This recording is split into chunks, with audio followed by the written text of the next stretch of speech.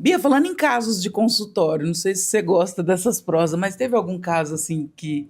Talvez o caso mais esdrúxulo que você teve?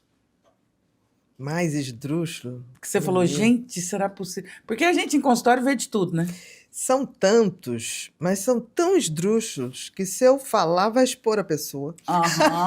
É, porque dependendo do É nível de porque tem, esdrúxulo, só tem tem um. coisas estranhas que são repetitivas, mas tem coisas estranhas que são tão estranhas que só pode ser uma ou duas vezes na vida. Uma Mas estranha assim, repetitiva. o estranho repetitivo é pessoas, por exemplo, pacientes que têm toque, e toque é uma coisa grave, muito grave, é um sofrimento muito grave. São pessoas, em geral, com um, um pudor, uma asepsia tão forte, tão não sei o quê, mas ao mesmo tempo, no sexo, são capazes de coisas inacreditáveis. Olha Aí só. você fala assim, gente, mas não deu para entender, porque não podia tocar É, a mão para é. cumprimentar. E Eu de, tinha uma paciente que tinha a mão ferida, do quanto ela de lavava. tanto lavava. Isso sempre me impressionou, mas depois fez uma lógica. Porque o toque e práticas sexuais que eu falava assim, nossa, eu nunca tinha ouvido falar essa, né? Tipo assim, não julgando, mas assim, Claro. até criativo, estranho, né? E eu falava assim, gente, mas por que isso? Com o tempo, eu fui vendo o seguinte: dentro dos transtornos de ansiedade, você tem o pânico, que é a maior ansiedade que uma pessoa pode sentir num curto espaço de tempo. É como, num Uhum, gráfico, é como se fosse um pico, uhum. né? Mas não é a maior ansiedade que uma pessoa pode sentir, porque a pior ansiedade que uma pessoa pode sentir é o toque. Porque o toque é uma ansiedade muito alta, num platô, lá como se fosse no pico Do do pânico pânico, mas é mantido. constante, é horrível, é torturante. É uma pessoa que é É verdade. Nunca sequestrada tinha por seus pensado por aí. pensamentos. Então, essas pessoas têm um nível de ansiedade tão grande o tempo todo que provavelmente o sexo é a única hora que eles conseguem ter um alívio. Porque, assim, essa coisa de que o cérebro E faz aí exacerba, né? exacerba, porque é como se fosse um respiro. Agora, para o parceiro deve ser uma coisa esquisita, né? Porque se você precisa de um alívio, porque você tem um nível de ansiedade o tempo todo. Eu tive uma esposa de um paciente que falou assim: doutor, pelo amor de Deus, mas eu não sou Rivotril. Eu não tenho, eu estou me sentindo um Rivotril, não Para é assim, acalmar para ele. acalmar. Tem que melhorar. Tem que melhorar, porque assim, eu gosto de fazer sexo com ele, mas não é na velocidade, na quantidade. Aí eu fico olhando para ele no meio do sexo e falo assim: eu estou sendo um objeto de um ansiolítico. Eu sou Que um loucura. ansiolítico. Aí eu falei, não, você faz sentido também. Ali me ficou muito claro quando ela falou, eu sou um ansiolítico, né? Eu falei, É gente, interessante essa pontuação sua, porque eu sempre em consultório percebi toque ligado a alguma questão relacionada a sexo. Sempre tinha uma história sexual associada, difusa. E é interessante. é Eu como não se tinha eles. pensado, é o alívio. Você vai vender o alívio. Só que tem que você não pode ter uma relação. E sexo é bom quando é bom para os dois lados, É, senão é tortura. é. Né? Alguém tem que estar bom. Né? Você não pode fazer sexo só por ser funcional. Não, como ela falou, eu sou uma caixa de calmante, eu sou uma caixa de ansiolítico. Então, isso sempre me chamou a atenção de como a gente vai aprendendo coisas que depois a ciência vai explicar. Porque a prática antecede qualquer ciência. A ciência se É faz em cima de uma verdade, prática, é e aí verdade. você vai observando um padrão. Ciência é a leitura da É a prática. leitura de uma prática que se torna ciência quando se mostra que você repetindo aquilo dá o mesmo resultado. Então tem gente que fala assim, mas isso é ciência? Eu nunca vi um estudo exatamente sobre isso. Mas eu sempre digo que tem uma coisa que é o bom senso.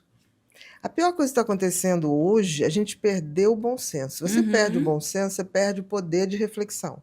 Numa sociedade polarizada, não tem bom senso. E a tal da polarização seja para tudo, tá? Porque a gente está falando de polarização até na própria área médica. É vacina, não é vacina, não sei o quê. Tudo virou polarização, não é só política. Numa sociedade polarizada, você vê o seguinte, que não existe reflexão. As pessoas se posicionam de um lado ou de outro, sem menor bom senso. É como se as pessoas precisassem Defender de uma ideologia para viver.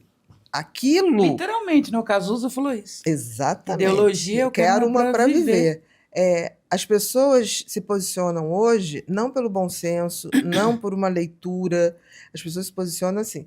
Esse clado aqui disfarça as minhas dores, preenche meus vazios.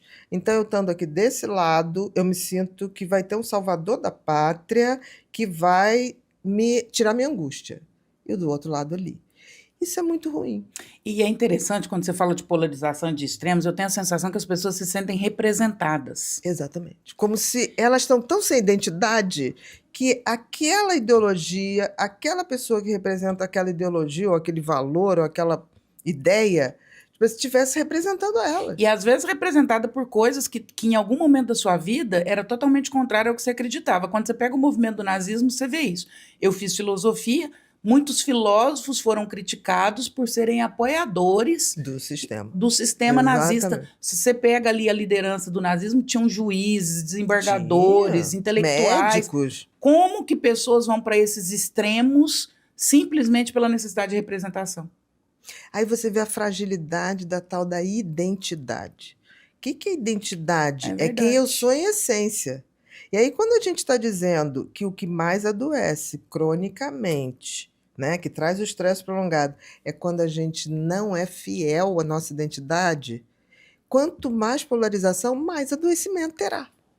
É inevitável. É inevitável. Nós estamos num momento da humanidade complicadíssimo. Estamos. Por exemplo, não é à toa que o tema saúde mental está em voga, Hypado. mas vai continuar. Não vai ser um hypado que vai passar. Outras coisas passarão, porque definitivamente nós temos uma pandemia. Por exemplo, a pandemia, a gente fala de pandemia do Covid, Uhum. mas em 2016, a Organização Mundial de Saúde lançou um programa de combate ao autoextermínio, das pessoas tirarem sua vida. Uhum. Naquela época, 2016, eu lembro, porque foi o ano que eu lancei Mentes Depressivas, e eu já tinha escrito em 2015, não sabia disso. Então, quando eu lancei, eu recebi uma série de propostas para rodar o Brasil falando de depressão. E tinha tem um capítulo no Mente Depressiva que é só dedicado a isso. Por quê, né? Por que as pessoas tiram a sua vida? Que é algo totalmente contrário àquele circuito mais primário do cérebro, da sobrevivência. É. Porque quando, por E exemplo, por que as pessoas tiram sua vida? é tão complexo, tem coisas que a gente não consegue explicar. Porque olha só, se eu chego perto de você e te dou um susto, o teu circuito do medo instintivamente se defende. É igual quando eu encosto numa panela quente, Você naturalmente sai. minha mão puxa. Exatamente. Eu nem penso. Então a gente tem um circuito que defende a gente antes da gente racionalizar A o morte. perigo. É. O perigo. O que acontece se essa pessoa chega ao ponto de desligar esse circuito? Não precisa nada, eu te falei, né? Eu adoro pular de parapente. Mas toda vez que eu vou pular de parapente, ali na Pedra da Gávea, é uma rampinha muito pequenininha. Quando você olha aquilo, eu falo assim, gente, eu vou correr ali, me jogar. Você vê a floresta ali embaixo. Deus me... Na hora que ele fala, vamos, a perna, Trava. instintivamente, mas eu ainda falo pro instrutor, me joga, porque não sou eu, é o meu cérebro. É. O que acontece quando uma pessoa se joga para buscar o seu extermínio? Isso é desligado.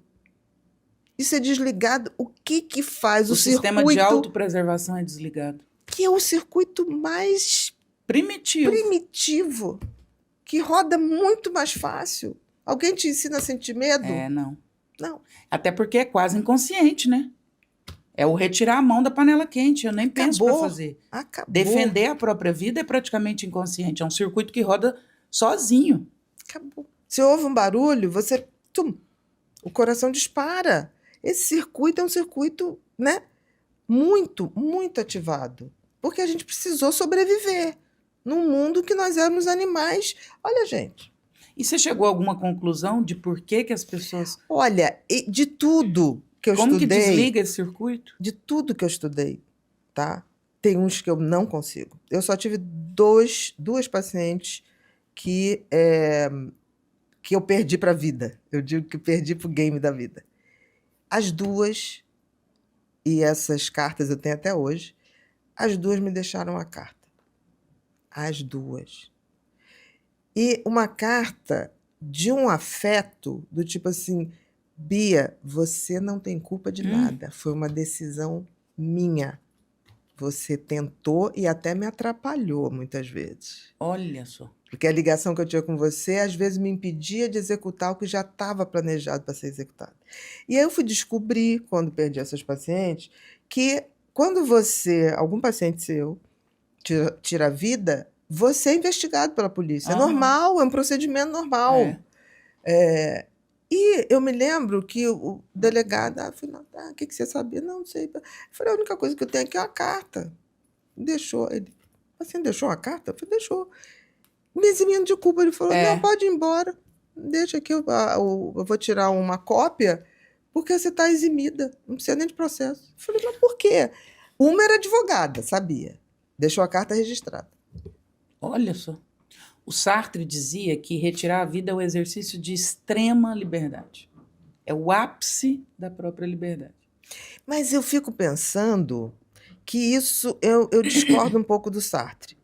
E vou discordar no sentido. Eu acho que se há uma lucidez, um bem-estar, Pensei nisso também. é uma opção. Como me parece que foi do Antônio Cícero, irmão da Marina Lima, compositor maravilhoso, né, de todas... Nossa, Fugaz. Antônio Cícero era um filósofo maravilhoso, uma figura queridíssima no Rio de Janeiro, e ele morava na Suíça há um tempo, e me parece que nos últimos anos ele estava demenciando. Ele sacou que estava demenciando. Ele sacou. Então, antes de perder toda a lucidez, ele foi morar na Suíça para ter o direito de escolher o momento. Foi eutanásia? Foi. Permitida, assistida. Sim. Né? Talvez nesse aspecto tenha sido. Pelo nível intelectual, pelo nível de lucidez e clareza, porque você vê, ele teve o diagnóstico, mas ele teve o diagnóstico precoce de início demencial, ele sabia o que viria pela frente, com todas as possibilidades de recursos, e ele fez uma decisão em lucidez. Mas o que os estudos mostram é que a maioria das pessoas que tiram a vida é por desespero. Porque eu tive dois pacientes que se jogaram e foram salvos por uma árvore. Você acredita nisso? E depois? E depois, fomos, tratamos, sei que lá. Quando ele estava bem, ele olhou para mim e falou, graças a Deus. Eu não sei o que aconteceu naquele dia. Eu fiquei cego. Cego. É o sistema que desliga, que você falou. E ele falou assim, eu fico pensando, se eu tivesse ido, eu não estava pronto. Os dois, uma mulher e um homem. Olha só. Os dois salvos por uma árvore. Pulou e caiu na árvore? Quebrou, né? Uma opção de coisa. Mas... não, tô rindo, assim, não tô rindo da situação. Não, mas assim... saiu vivo. Né? Você falar, mas não alterou, não bateu cabeça, nada. E os dois depois me disseram, teria sido um grande erro. Que bom que eu tô aqui. Então, assim, o que leva... Talvez um desespero tão grande que faz a gente ficar burro de desespero? Porque tem aquele ditado... Eu acho que a dor fica maior que a vontade de viver. Não é querer morrer, é querer silenciar a dor. Momentaneamente. O desespero. E esse excesso é que nem raiva. Por exemplo, quando tem um termo que fala assim, fulano ficou cego de raiva. É mentira, eu digo que esse termo está errado. Ficou burro de raiva. Porque a raiva, no auge da raiva, o que acontece? Você desliga o lobo frontal. Você superativa o sistema límbico, a amígdala, e você desliga, por excesso de estímulo, o lobo frontal. Que aí, se você deixa passar 90 minutos, o sistema reinicia e você religa o lobo frontal. Então, será que não existe também o burro de raiva? Por que não existe o cego de lucidez, de consciência? Algum tipo de sentimento tão dolorido.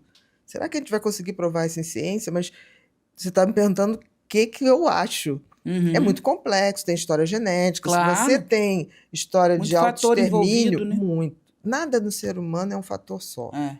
Então, se você tem história genética para esse fato, você já fica mais alerta. Se você tem determinados transtornos, por exemplo, o que tira mais a vida nos transtornos é o bipolar. O que tenta mais é o border. Mas o que tira mais é o bipolar. É mais efetivo. É mais efetivo. E por qual razão? Porque no Pela bipolar, passionalidade do eu border? acho, o borderline, ele tem uma hiperativação do sistema límbico. Então, tem horas que ele fica cego de raiva, ou como eu digo, burro de raiva, não burro, mas de não estar raciocinando. O border fica burro de afetos, né, Bia? Burro de amor, burro de raiva, burro de... Porque o sistema emocional funciona tanto, tanto, tanto, que o racional fica muito prejudicado, né? Que é desesperador. Eu acho que ser border é viver em desespero. Por exemplo, a gente já teve uma paixão, né? Tudo. A gente fica idiota. É, A paixão é um estado alterado de é consciência. mesmo. Burrice. É uma burrice. Eu sempre Paixão é um digo, estado alterado. Tipo, sempre você digo, se eu faz me coisas que você fala apaixonar, assim, não é se possível eu me que eu fiz isso. apaixonar, me interditem momentaneamente. Depois me devolve o meu direito. Porque o que que a pessoa faz apaixonada? Casa apaixonada. Aí tá a encrenca. A encrenca tá feita. A pobre daquela cantora Britney Spears, Aham. coitada, ela casa no meio de não sei o que, daqui a pouco. Casa, casa, casa. A própria Elizabeth Taylor, coitada. Quantos casamentos? Os oficiais, os outros a gente nem O sabe. Carlos Drummond fala, amor é ridículo. Se não fosse ridículo, não seria amor, né? A paixão. É, O amor não é ridículo. Porque o amor é uma escolha. Você faz uma opção. Você faz uma opção. Todo dia de melhorar aquela relação, ficar naquela relação. Seja ela conjugal, seja ela de amizade. eu falo que amor é serotonina, paixão é dopamina. E diria mais, o amor, a endorfina, é ocitocina. É, A ocitocina, ocitocina. né? Por exemplo, eu sou uma pessoa que adora abraçar. Aí é muito engraçado quando eu estou passando na rua, alguém fica assim, Ana Beatriz? Aí eu vou abraço a pessoa. Falei, olha só, se não abraçar, não sou eu. É sósia, é alguém se passando, que dizem que eu tenho umas 3 pessoas muito parecidas comigo. Que uma vez a pessoa, você tá não sei aonde? Eu falei, não, você está. E mandou uma foto, eu falei, nossa, parece. Então, assim, eu acho que eu Eu tenho... morro de medo quando fala assim, eu tenho uma pessoa tão parecida com você. Eu falo, é bonito ou feia? Tenho um medo de falar que alguém parece comigo e vi um negócio muito... Mas era parecido mesmo, de perfil, Mesmo? essa coisa aqui. Eu falei, nossa, parece mesmo. Não, mas não sou eu, não. Ah, tá. Então, assim, acontece isso. É tão essa coisa minha de abraço, tanto que a coisa que mais me deixou chateada na pandemia era não poder abraçar as pessoas. Olha só. Então, eu preciso dessa ocitocina, né? Porque a ocitocina é a coisa que o pessoal dizia assim, é o amamentar. Mas não é o leite. Porque no amamentar, você põe corpinho com corpinho. Então, isso aqui. E tem uma pesquisa que foi feita em 1958 por um psicólogo, Henry Harling, não me lembro o nome, é HH, o primeiro e o segundo nome, que dizia o seguinte, ele fez o seguinte, ele queria provar que o afeto não é vinculado à comida, que seria o leite. Uhum. Aí ele pegou um macaco rhesus, né, filhote, sem mãe, e ele construiu 2 macacas representando a mãe. Uma de metal, e nesse metal encaixava uma mamadeira com o leite. No peitinho que sairia leite. O outro era idêntico, o boneco um do lado do outro, só que era feita de pano. E esse pano tinha um sistema de aquecimento, estava sempre quentinho aquele pano ali. Soltaram o bichinho. O bichinho foi lá na mamadeira, acabava de mamar, imediatamente ele ia para a mãe de pano, quentinho, e ficava lá. E aí começaram a fazer testes, horrível isso, mas faziam. Começava a dar buzina, barulho. Toda vez que ele ficava assustado, ele corria para a mãe quentinha. E aí depois foram ver ao longo dos dias, ele ficava mais de 18 horas na mãe de pano. Ele só recorria à mãe que estava com a mamadeira de metal quando ele estava com fome. E era frio, era metal. Então, isso botou claro o que para gente, né? Se a gente pudesse inferir para o ser humano que a vida precisa de alimento para existir, mas que a humanidade ou a afetividade precisa desse colo para florescer, Eu tinha um para professor que crescer. falava assim: a gente nasceu do feto, mas a gente só se transforma pelo afeto. Exatamente.